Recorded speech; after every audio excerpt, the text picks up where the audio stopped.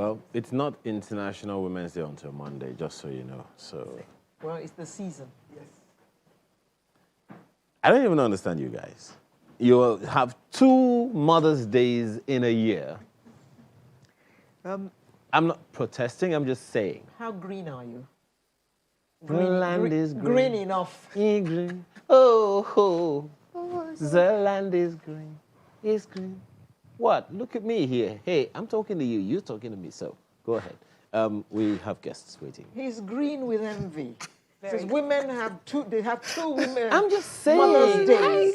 I'm threatened. And then we have International Women's Day. Any man that wants to have peace will prioritize his woman in the interest of peace, stability, tranquility, agility, and hegemony. The grammar is plenty this morning. Now you're speaking my language. It's in the interest of peace and stability. Remember during the break, we were talking about women, and I was saying to you, look at COVID, for instance. The countries that have done the best around the world are the countries ruled by women. It is not hearsay. I thought the they facts said, are there. I agree look with at you. New Zealand, look at Finland, look at Germany, look at Iceland. I agree with you 101. But so why are you still green? I thought they said that behind every successful man is a woman. How about the other way around? Just saying. Behind every successful woman is a man who allows her be herself and achieve her dreams. And behind every successful woman, every successful man is a woman who supported, right? And the other way around? I just said Just go ahead. No, just go ahead. I'm not going to say it again. Better. Anyway, it's that time of the year when we celebrate the women. Monday is International Women's Day. Never mind that some people are saying that women are becoming a bit too pushy because they're now breaking glass ceilings and all that. Anyone who women said that. are living their dreams. They are being themselves. They are being women. Don't forget, your wife she's a cook, she's a gardener, she's a mother, she's a wife, she's a laundry woman, and you can go on and on. Can I underscore one very quickly, Alero? Ayo, please give me a break. Let me finish. Let me finish. Oh, women. It's International Women. And the man has to look after the kids for just one day, and he can't wait for 5 o'clock for madame to come back home. Please, take your children, he says. Just one day. I don't blame the guy. See, that word mother, Alero, that word mother very weighty. Is what they call multitask. Is bigger than the role of a synonym with multitask. Sincerely. Because the There's word one man mother who finally admits. I'm honest. The word mother encompasses a teacher, a nurse, a gardener, many things. And they say we have guests. Yes, we do have guests, but we carried on enough. We have women here who are going to talk to us about this year's International Women's Day. It's my pleasure to welcome the Executive Director, Women in Management, Business and Public Service, Mrs. Hanzatu Adegbite. Good morning. Good morning. Thank you for joining us. And thank you very much. And we also have with us in the studio as well, Ngova Ihembe Wankwo, who's chairperson of the Executive Council over at WIMBIZ. Good morning, Good and morning. thank you very much for having us. And joining us joining us virtually is Nadia Musaji, who's co-founder, Women in Engineering, member, World Economic Forum Global Shapers Committee. Good morning. Good morning. Thank you so much for having me. And thank you for joining us. Where are you joining us from? Cape Town, South Africa. Cape Town, South Africa. Well, you see what virtual can do for you. So, Women in business, women in engineering, women in broadcasting is here as well.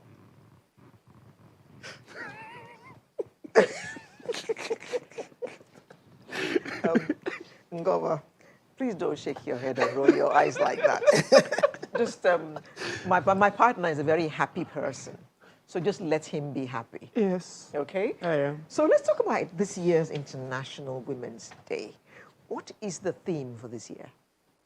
The theme for this year's International Women's Day is Choose to Challenge. So it's about women and men. So we're very inclusive. Thank you very much. Our male allies, as we He'd like to like that. call them, choosing to challenge the things that are holding women back. Yeah. So be it gender stereotypes, be it mindsets, be it physical roadblocks, but choosing to challenge and making sure we are able to achieve gender parity, which is the goal. Well, Choosing to challenge. Yeah. is that for Nigeria, or that's the global one? So that's the global, and everybody sort of plugs into that. And then at individual, either country level or organization level, you do various things around the theme, and you might create your own theme, but there is that one overarching theme every year. We also understand that there is something around women in leadership as well. What's that about? Do you understand what that means? Well, for this year's International Women's Day, they're also looking at women in leadership, especially in this COVID pandemic season, and how they are sort of, helping to address so many of the issues in the world. Statistically, of course, the UN Women, the executive director of the UN Women, had sort of brought out a statement during this International Women's Day, and she did identify that, averagely worldwide, right now, even the CEOs worldwide of all the large multinationals are still less than 5%, in about 4.4%. And then you also have global boards, less than 22% of representation of women on boards. You look at the women in parliament, they're less than 16% worldwide and globally. And then you also look at those that are in the peacemaking state, also very low numbers. And so generally, we're also looking at the countries, in all the countries in the world, only 22% of, we have only 22 of them that are heading governments. And so over 119 countries have never even seen a female head of state or anybody heading their country. So the numbers are still low, even though we have made a lot of progress in small ways. WTO. 22 worldwide. That's a huge number if you ask me. That is, yeah, honestly. But the gap is still there. Less Aung San Suu Kyi right now. She has been put in prison. That's true. That's true. And then our victories are there. WTO, for example, Africa ably represented by Dr. Okundrela. So yes. Now let me go to Nadia. Nadia, you are of Women in Engineering. Now, I want you to tell us your experience. Number one, engineering is not a field in which you find a lot of women. So from your experience, how easy is the life of a woman engineer? So yes, thank you so much. And really, there aren't very many women in engineering. And the previous speaker spoke about the numbers in leadership. When you start to look at engineering, the number of women in engineering in most countries is less than 10%. In the best case scenarios, they kind of hover at 15 to 20%. And really, I can never understand why. And I think it's more just the perception of what engineering is about, that it's this hard industry. And yes, in some cases it is, but engineering is changing. And why we need more women in the engineering industry is because we bring so much different ways in thinking and problem solving to some of the biggest challenges in the world that we have. And so, as an engineer, I'm a civil engineer by background, and I run a tech company as well. And it's one of the most rewarding careers to be somebody who is able to physically create change in the society that we see, whether it's, providing mega infrastructure projects, whether it's providing people with water and sanitation, basic services like electricity, or, even during COVID, the actual physical infrastructure like hospitals, roads, etc., that is required as a response is all an engineering response rather than, just a medical response. And so it's still tough out there. There's still a lot of biases that women face. There's a lot of discrimination in the industry, but it is changing. And it's changing with a lot of collaboration and an understanding that women bring something unique to the industry. It's, the work that we do at WIMBIZ, as well as, our partnerships with the Royal Academy of Engineering in the UK on the continent, to be able to kind of really shift, the changes that we require in the transformation of the sector. The question that comes to my mind, Nadia, is to what can we pin this stigmatization? I don't know if that's a good word to use. To what can we pin the reason why women seem to be pushed back? I'm asking you first, and of course I'm going to ask our studio guests as well, but I'm asking you first because, perhaps looking at it from Nigeria, one can put a stigma to it, one can put a class to it or a coloration to it. But from your perspective, to what can we label why women seem to be getting this pushback? And it starts young, and so I'll talk about the challenges all along. It starts young, where this perception about the difficulty of maths and science, and because maths and science is so difficult, only men and only our boys are clever enough to be able to do it, and that women just don't have the innate gender ability, so to do maths and science. So there's a stereotype about who can't and can and can't do maths. And let me just say, it's not tied to gender at all, right? So just off the caveat here, off the bat, when it comes to maths and science, genders are equal in our ability to be able to do it. So how do we fight the stereotypes right at the beginning around maths and science and, subjects that are good for girls and subjects that are good for boys? And then when we get into industry, the first wave of engineering that our countries had was to literally build the infrastructure. And so a lot of the times you'd have to see engineers go out to site in places that were quite remote. And because of the nature of engineering at the time, we didn't want to send our women out because it wasn't safe. It was dangerous. So there's these perceptions of safety that you would be alone on a site in the middle of nowhere with, artisans and laborers. But engineering has changed dramatically. That was kind of the first wave of engineering.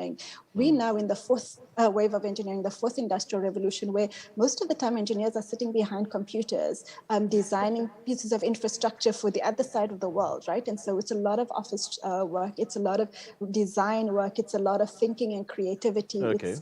It's completely changed, right? But we haven't changed the narratives and the stereotypes around engineering. And so I think for us, it's about how do we change the mindset and we shift the perception of this industry. Okay, well, that's been alluded to already. I'm just wondering if that's the stigma, if engineering has that tag. I wonder what tag women have more on, but we'll come to that after this break. Do stay with us.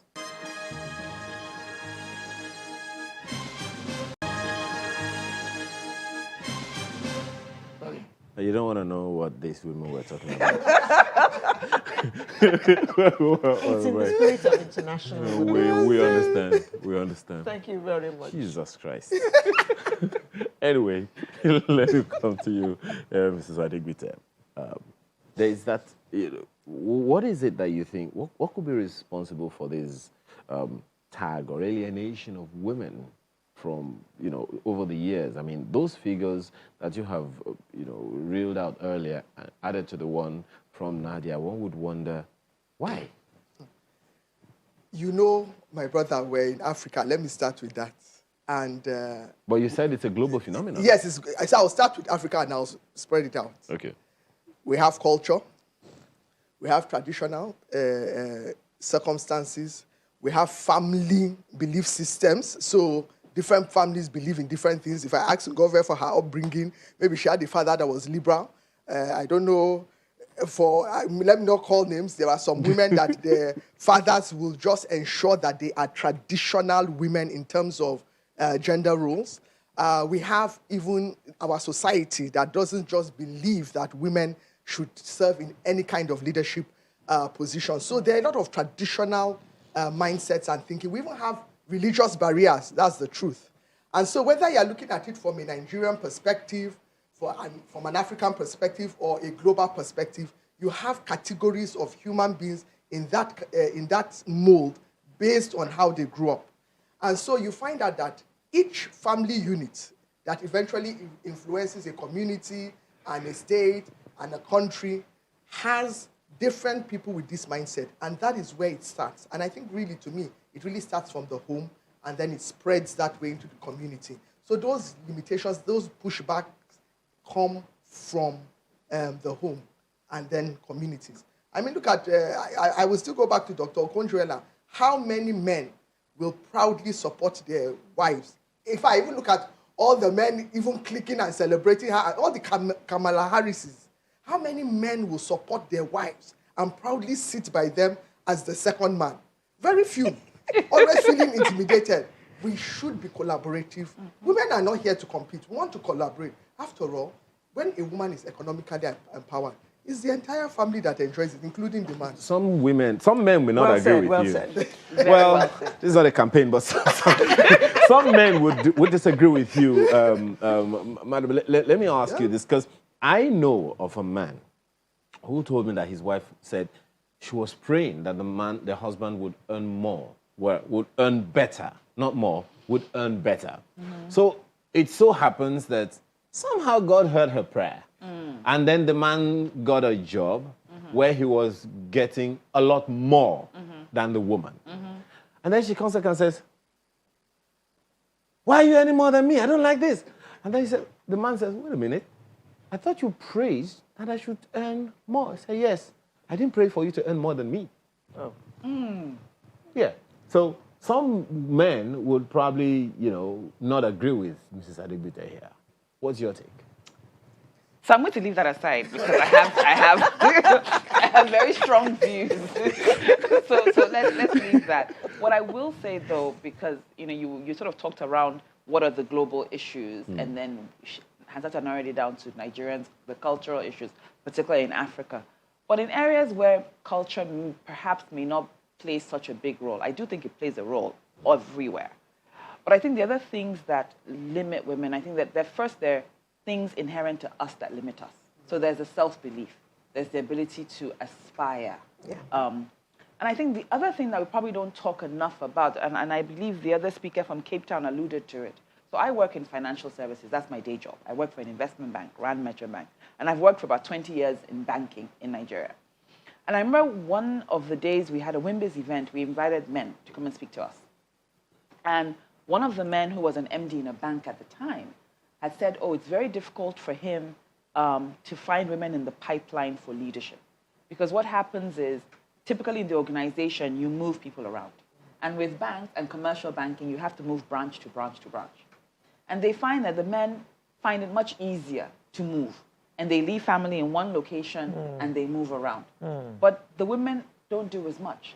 So what then happens is, when it comes to having to pick between two equally strong candidates, one person has built a resume, as it were, that shows versatility. And the other person may be just as qualified, but hasn't. And the one thing I then said to him was, we cannot ignore that there are peculiarities in the genders and in the roles the society places on us. So as organizations as well, are we looking at that when we make decisions? And it's not about favoritism. It's about just understanding that there are differences. And when you create a diversity policy, is it really taking into cognizance the individualities that you find? And that's the only way we can find true parity. Let me take you up on that a little. I'm watching a series, now called New Amsterdam. Okay. And I saw something just last night, and I don't know why it had to be last night. I saw something last night where a prisoner was going to be separated from her child. But the doctor said, rather than do that, why not create a nursery of sorts in the prison so that this woman can nurse the child while still in prison? If we're going to, create a policy around what you are talking about now, what would it be and how would it look like globally? I know that, you talked about the theme for the world as being choose to challenge, but on the website of the UNDP, the theme this year is Women in Leadership, Achieving an Equal Future in a COVID-19 world. Now, so looking at this theme, what are those things what adaptations, what policy adjustments, what policy directions or thrusts would you propose, not just in banking, but in the regulated professions, that women would, that would be all-encompassing, all-inclusive, that will create the opportunities that you think will favor everyone at the same time? Yes. I think the first thing is to be intentional about what you're trying to achieve. So globally in organizations is to say, what does diversity mean to us? What are the targets that we want to seek to achieve? Because when you have a collective focus on something, it then helps you to drill in and to understand the different nuances. We're already seeing it happen. So what you're speaking about in the prison is similar to what we see many companies do with creches. What we see with governments trying to create childcare benefits to allow people to be able to do that. We're seeing post-COVID a move to remote working, which does help quite a lot of women because they have those pressures and the responsibilities that working remotely can help. But what you also find is you've got to be intentional about making sure that you don't penalize them for not being in the office physically. We also then have got to find, are there other opportunities for them to gain the experience? So a number of years ago, there used to be sort of, you would go and do a secondment. But going away for a year or two, for most women, is not something they can do. Yeah. But moving and creating a process where they're able to transition across departments, perhaps spending an afternoon a week. So, you know, being intentional about it, it's not about watering down what you want, but it's understanding the differences and then making sure that the policies that you're designing help you to achieve the targets that you've collectively set. Now, let me take this to Nadia. Nadia, let me just play devil's advocate. Do you not think that we're asking for too much?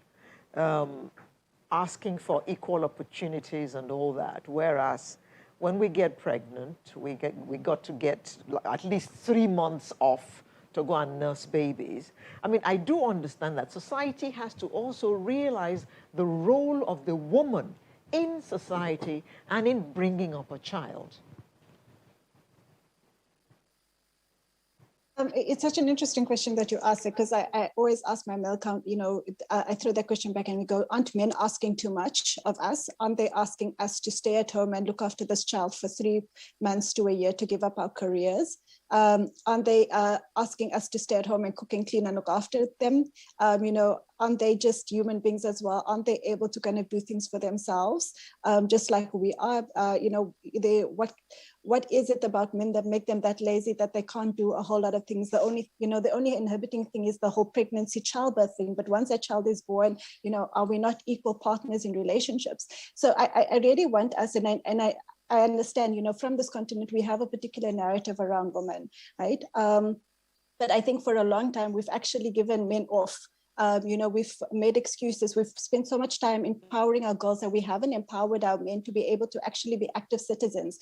We've made sure that they could remain very lazy citizens, right? And so you start to see a lot of the activism just around women. So, you know, forgive me for being controversial here and to throw your question back at you. But, you know, it's really about time that men actually start stepping up to the plate here, right?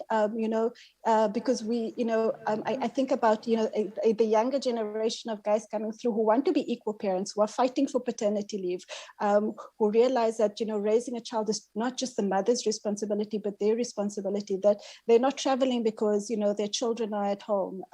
They prefer to stay at home while their wife works because their wife is a higher income earner because she's got a better qualification.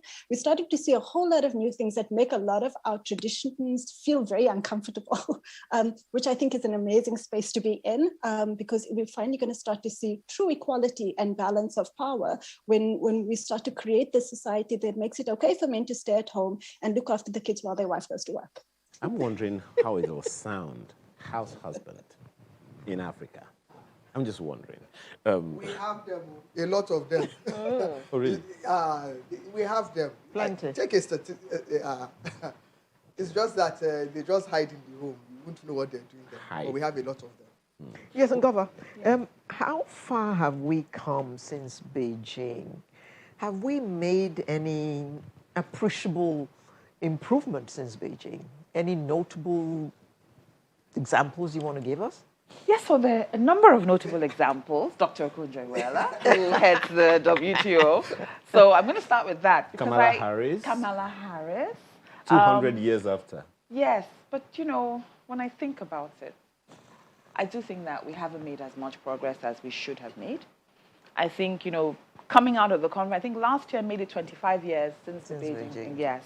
Already? And yes, it was 25 years last year. And when you sort of look back at the 25 years and try and see where we've come, particularly in Nigeria, we still don't have a gender equality bill. I feel quite sad about that. When you look at our political representation, I think we're at 4%.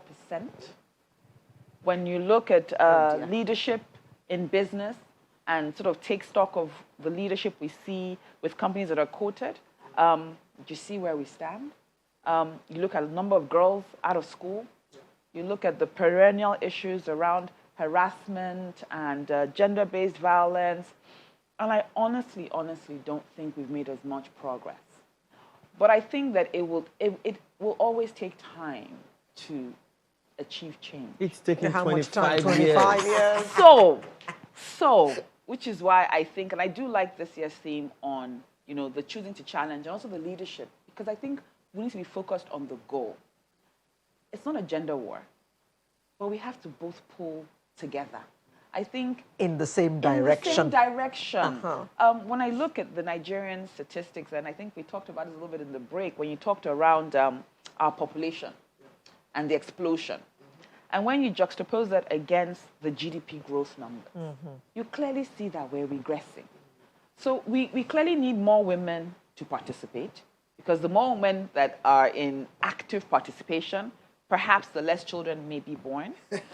And also, you will then see growth in GDP numbers. So it makes economic sense. But Is it not time for government to begin to think about this population explosion thing and to say something about it? Mrs. Adebute? Like China? Well, I think it's very important for me to also mention that the world and the thinking of women has also changed. Not every woman wants to be a mother. Not every woman wants to be a wife. True. And we must also respect that. Even in Africa, we make women that don't want to get married look as if they are doing something outside the norm, and women that have actually assessed and looked at their lives and said, look, I don't think I want to bring in a child into this world. I just want to live my life. I mean, Oprah Winfrey has done it, and she has helped so many people. So sometimes you don't really have to give birth to your own biological children to make a change. I think it is important for Africa as a whole, definitely for us to begin to look at policies around that, and even maybe the government appealing to their citizens, because, you know, again, mindsets are very difficult to work with in Africa. So we just also have to begin to appeal and campaign and speak to people in a language that they will understand. Okay. And I think it's a communal responsibility. Well, talking about policies and bills, we're going into politics. Yeah. So let me ask Nadia. We have talked about women in engineering, women in business, women in broadcasting. Now let's talk about women in politics.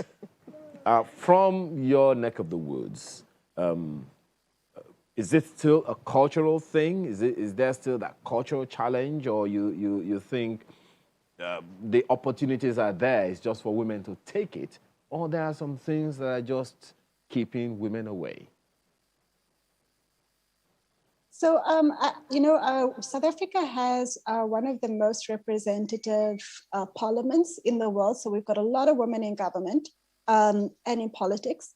In kind of, as I think about not just my neck of the woods being South Africa, but also I think about kind of Botswana, we've got a super young politician. I think she is in her early 30s. And so a young woman in politics. We're starting to see a real caliber of young women leaders be able to actually start to challenge the political norm.